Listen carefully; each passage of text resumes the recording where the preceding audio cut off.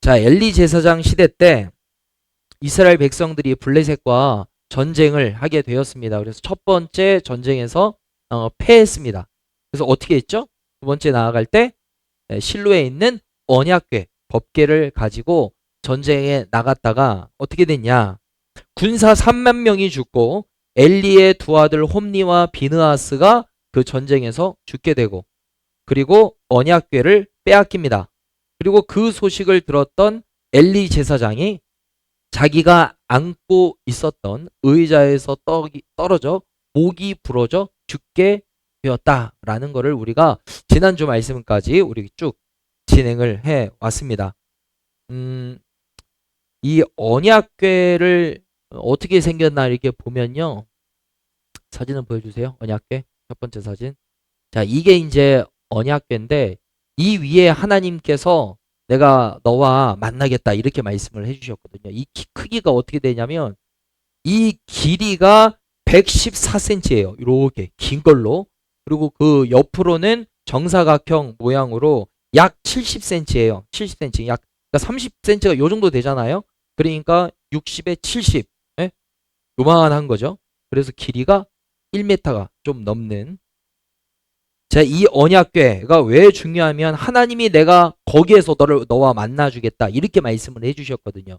그런데 이것을 빼앗겼습니다. 왜 이스라엘에 이런 비극이 생겼냐?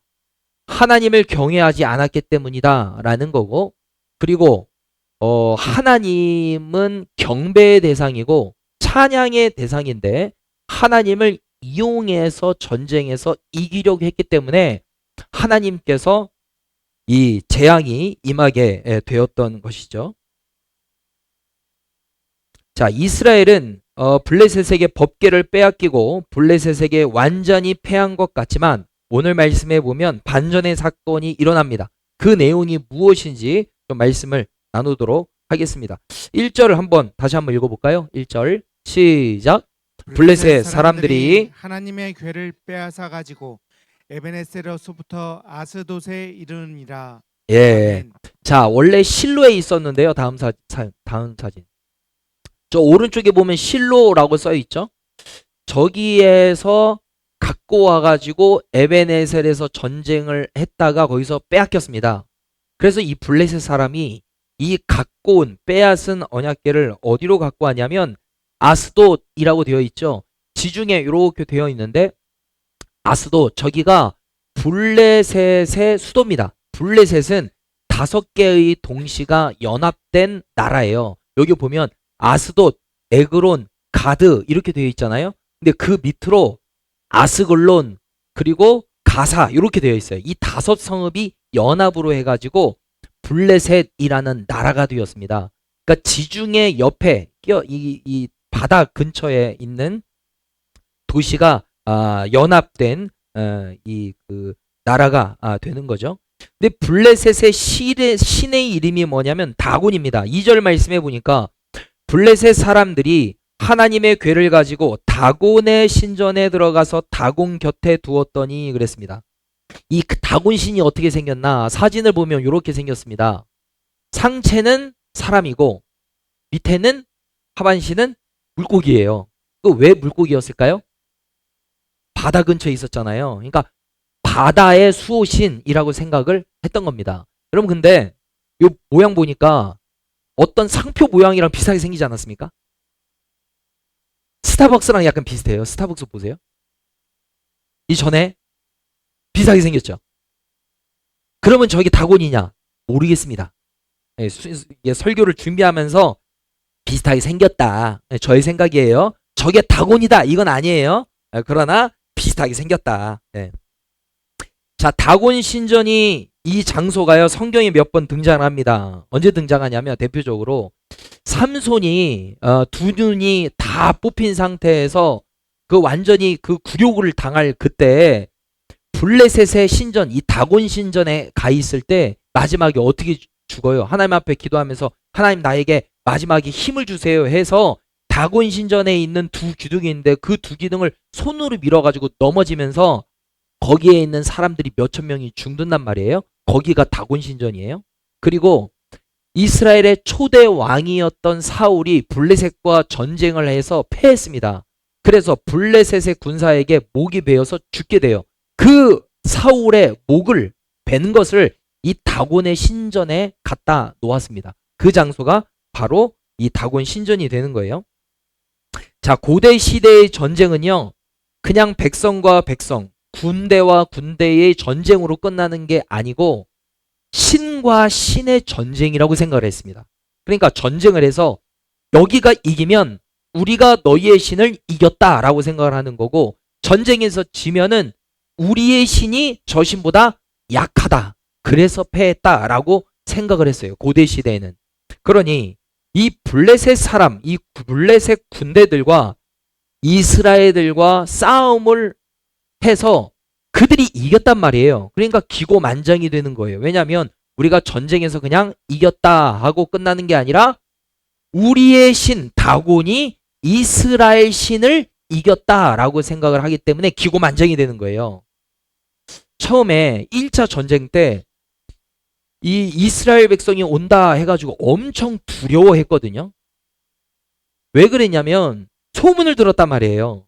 이스라엘 백성들이 애굽에 있을 때 하나님이 얼마나 놀라운 은혜로 그들을 구출해 주셨고, 홍해도 어떻게 건너게 됐는지, 그리고 가나안을 어떻게 점령을 했는지, 그리고 이 여리고성을 어떻게 점령을 했는지 등등, 하나님께서 이스라엘 백성들을 어떻게 구원하셨느냐라는 것을 다 소문을 들었기 때문에 두려워 떨었습니다. 그런데 전쟁에서 그들이 이기니 우리의 신이 이겼다 해서 우리의 다곤에게 그 신을 전리품으로 드리자 해서 언약궤를 다곤 신에게, 다곤 신전에 갖고 온 거예요. 근데 어떤 일이 생겼냐? 3절 말씀해 보니까요, 아스돗 사람들이 이튿날 일찍이 일어나 본즉 다곤이 여호와의 궤 앞에서 엎드러져 그 얼굴이 땅에 닿았는지라 그들이 다곤을 일으켜 다시 그 자리에 세웠더니 그랬어요. 자, 사진 보여주세요. 이렇게 된 겁니다. 저희 언약궤가 있었는데 그 옆에 다곤 신상이 엎드러진 거예요. 희한하다 싶은 거죠. 근데 그 모양을 보세요. 자, 말씀해 보면 여호와의 궤 앞에서 엎드러져 그 얼굴이 땅에 닿았는지라 그랬어요. 마치 어떤 모습 같죠? 백성들이 하나님 앞에 엎드려서 경배하는 모습과 같이 그렇게 엎드러져 있는 겁니다. 근데 블레셋의 사람들 입장에선 이상하다 싶은 생각이 드는 거죠. 그래서 어떻게 했냐면 그 다곤신을 다시 세워요. 그래서 그들이 다곤을 일으켜 다시 그 자리에 세웠더니 그랬습니다. 여러분, 여기서 이제 웃긴 내용이 있는 거예요. 자, 생각을 해보세요. 블레셋 사람들은 다곤을 신으로 여깁니다. 그리고 그게 엎드러졌어요. 그러면 신이면 자기 혼자 일어나야죠.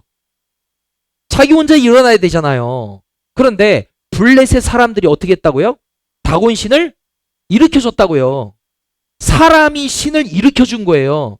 여러분, 그게 신이에요? 안 신이에요? 여러분, 안 신이에요. 그게 어떻게 신입니까? 그런데 지금 이스라엘 그 블레셋 사람들은 그걸 전혀 인지를 못하는 거예요. 우리가 섬기는 이 신인, 이 다곤이 넘어졌다, 큰일 났다, 두렵고 떨림으로 막 이렇게 세운 거예요. 신이요, 신이요. 그게 어떻게 신입니까? 자기 혼자 스스로 이기지도 일어나지도 못하는 게 어떻게 신이에요? 그래서 다시 이렇게 세웁니다. 근데 그 다음날 어떤 일이 생겼냐? 4절. 그 이튿날 아침에 그들이 일찍이 일어나 본즉 다곤이 여호와의 궤 앞에서 또다시 엎드러져 얼굴이 땅에 닿았고, 여러분, 똑같은 모양이에요. 여호와의 궤 앞에 엎드려서 경배하는 모습으로 있는 거죠. 그런데 그 다음에는 그냥 엎드려져만 있는 게 아닙니다. 그 머리와 두 손목은 끊어져 문지방에 있고 다곤의 몸뚱이만 남았더라 그랬습니다. 그러니까 이런 모양이에요. 저기 사진을 아무리 찾아도 원래 몸뚱이만 남고 목이 잘려야 되거든요.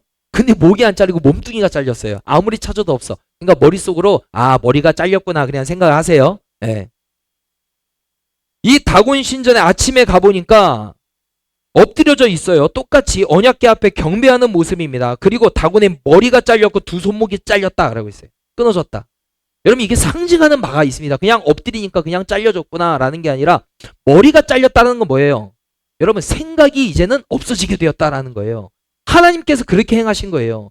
이방 신은 아무리 대단한 금으로 만들었다 하더라도 그 이방 신상은 능력이 있다 없다? 없다라는 거예요. 지혜가 있다 없다? 없다라는 거예요. 여러분 그리고 두 손목이 잘렸다라는 걸 무엇을 말하겠어요? 여러분 손은 행위를 말하는 거예요. 능력을 말하는 겁니다. 손목이 잘렸다라는 건 더 이상 아무런 능력이 없다라는 거를 상징적으로 블레셋 사람들에게 보여주시기 위해서 엎드려지게 한 거죠. 그리고 잘라지게 되게 하신 것이죠. 여러분 사람이 만든 우상이 여러분 얼마나 무능합니까? 그래서 시편은 이렇게 말하죠. 시편 115편 4절에서 7절 말씀입니다. 제가 읽겠습니다. 그들의 우상들은 은과 금이요 사람이 손으로 만든 것이라.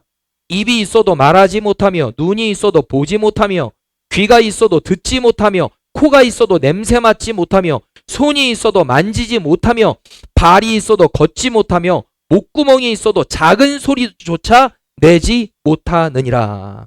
여러분 우상은 무능합니다.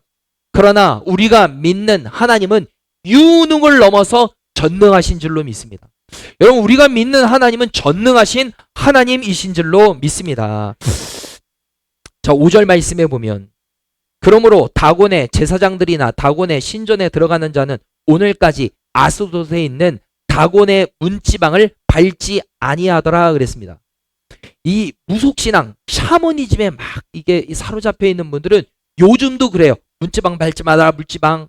그 왜 그러냐면 문지방에 귀신의 우두머리가 수호신이 거기에 있다고 생각하니까 밟지 말라고 이렇게 얘기를 한다고 하더라고요. 여러분 그게 무슨 의미가 있습니까? 근데 이 지금 다곤 이 신이 엎어지면서 이 손목이 그 문지방에 있으니까 그 다음에는 문지방도 밟지 않았대요. 그만큼 소중하게 여겼던 다곤 신이 완전히 몸뚱아리가 사라지게 된 것이죠. 자 근데 거기에서 멈추지 않습니다. 6절 말씀에 보면 여호와의 손이 아스돗 사람에게 엄중히 더하사 독한 종기의 재앙으로 아스돗과 그 지역을 쳐서 망하게 하니 그랬습니다. 여호와의 손이 아스돗 사람에게 엄중히 더하사 독한 종기의 재앙. 여러분 독한 종기 여러분 많이 들어보셨죠? 독한 종기 언제 사건이 떠오릅니까? 종기. 이스라엘 백성들이 출애굽할 때 10가지 재앙 중 6번째 재앙이 독한 종기였습니다. 하나님께서 이 애굽 땅에 있는 백성들에게 독한 종기를 일어나게 해가지고 굉장히 괴롭게 했단 말이에요. 하나님이 그 일을 허락하신 거예요. 하나님은 때때로 징계하실 때 독한 종기의 방법을 사용하시는 것을 볼 수가 있어요. 혹시 종기 일어난 분 계십니까? 그 모든 게 하나님의 재앙이다라는 거는 아닙니다. 예, 아니에요. 괜히 또 이상하게 종기가 나서 하나님이 날 치시나 봐. 그렇게 생각하실 필요는 없습니다. 그런데 하나님이 독한 종기의 재앙을 많이 일으키실 때가 있었다라는 겁니다. 자, 그런데 자, 7절 볼게요. 아스돗 사람들이 이를 보고 이르되 이스라엘 신의 괴를 우리와 함께 있지 못하게 할지라 그의 손이 우리와 우리 신 다곤을 친다. 그들이 이제는 깨달았습니다. 아, 이게 우연히 넘어간 게 아니구나. 우연히 목이 잘리고 우연히 손목이 부러진 게 아니구나.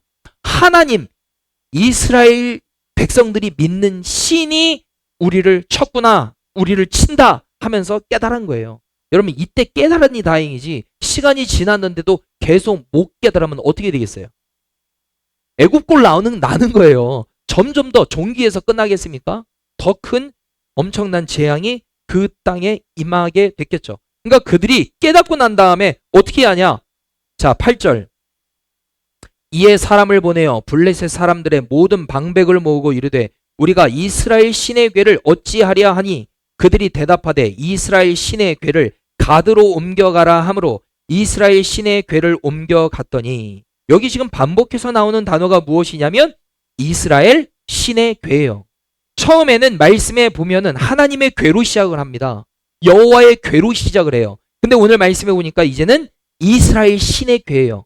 그냥 하나님의 그냥 괴 이랬다가 이제 두렵고 떨리면서 이스라엘이 믿는 신의 괴를 우리가 이제 함부로 여기면 큰일 나겠다. 이렇게 이제 말하게 되는 거죠. 9절. 그것을 옮겨간 후에 여호와의 손이 심히 큰 환란을 그 성읍에 더하사, 그래서 독한 종기가 나게 됐다. 여기 말씀해 보면 여호와의 손이 나오잖아. 여호와의 손. 아까 다곤의 신 어떻게 됐죠? 다곤의 신의 손은 잘렸습니다. 근데 말씀에 계속적으로 나오는 단어가 무엇이냐면 여호와의 손이에요. 여러분, 다곤 신은 능력이 없습니다. 손목이 잘렸습니다. 손목이 있어도 능력이 없습니다. 그러나 우리가 믿는 여호와 하나님의 손은 강한 줄로 믿습니다. 하나님의 강한 손은 능력이 있는 줄로 믿습니다. 여러분, 그 능력의 손이 오늘도 우리와 함께 하시는 줄로 믿습니다. 신명기 26장 8절 말씀에 보면 이러한 단어가 있습니다. 여호와께서 강한 손과 편팔과 큰 위엄과 이적과 기사로 우리를 애굽에서 인도하여 내시고, 강한 손과 편팔이라고 했습니다. 자, 시편 136편 12절에도 동일하게 나와요. 강한 손과 펴신 팔로 인도하여 내신 이에게 감사하라 그랬습니다. 여러분, 우리가 믿는 하나님의 손은 강한 손인 줄로 믿습니다. 오므러진 손이 아니라 폈다라고 그랬어요. 여러분, 편 거는 뭐예요? 하나님의 지경을 넓혀주셔서 모든 택한 백성들에게 하나님의 강한 손과 은혜의 팔, 영역을 넓혀주신다는 의미다라는 거예요. 여러분, 저와 여러분들이 믿는 하나님의 손은 강한 손입니다. 하나님의 그 강한 손과 편팔로 저와 여러분들을 붙들고 계시는 줄로 믿습니다.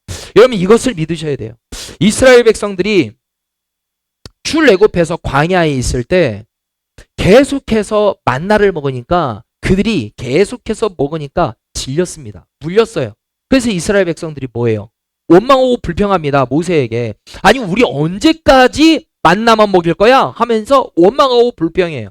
그 원망과 불평을 모세가 듣고 하나님 앞에 기도합니다. 하나님, 내가 이 백성을 낳았습니까?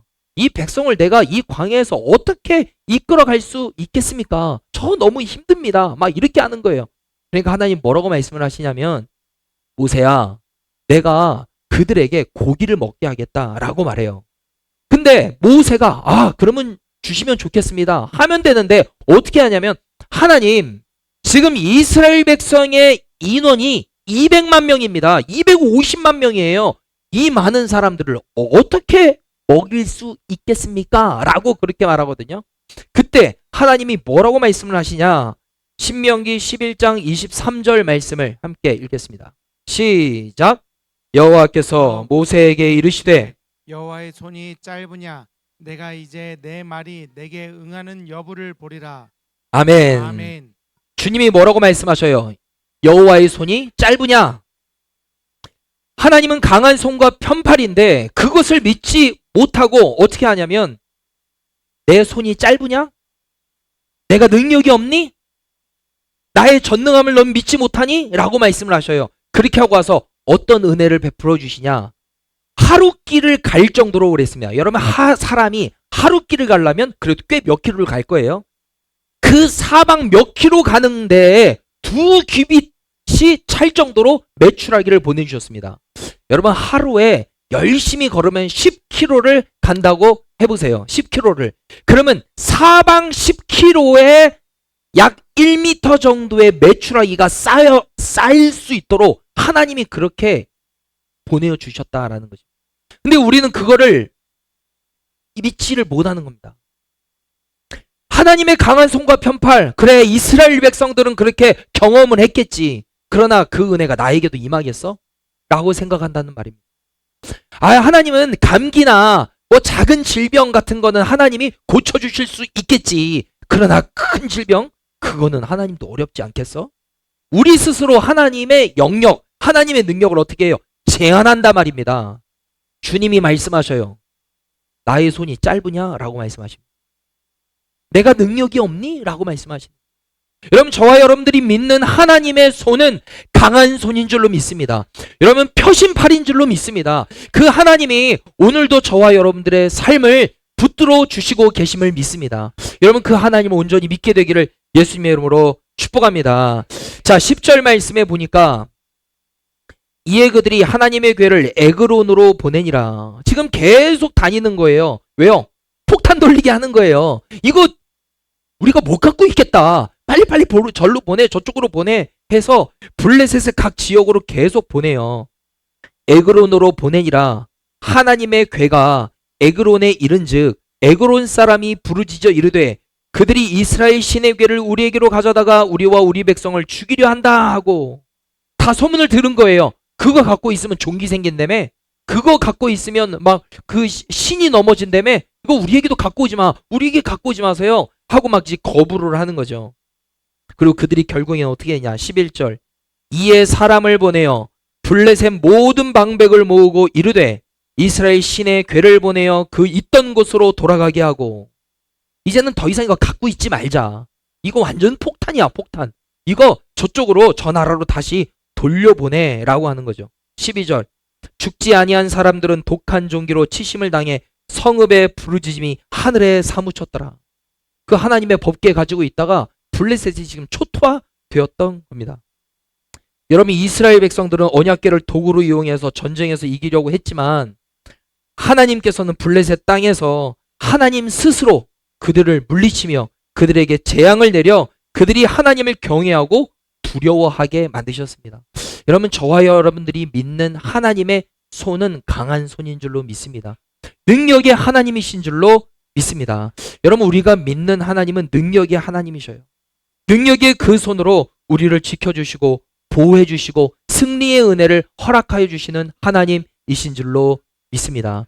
여러분, 이번 주 화요일인가요? 말씀해 보니까 남유다의 아비야 왕과 그리고 북이스라엘의 여로보암 왕이 전쟁을 하게 되었습니다.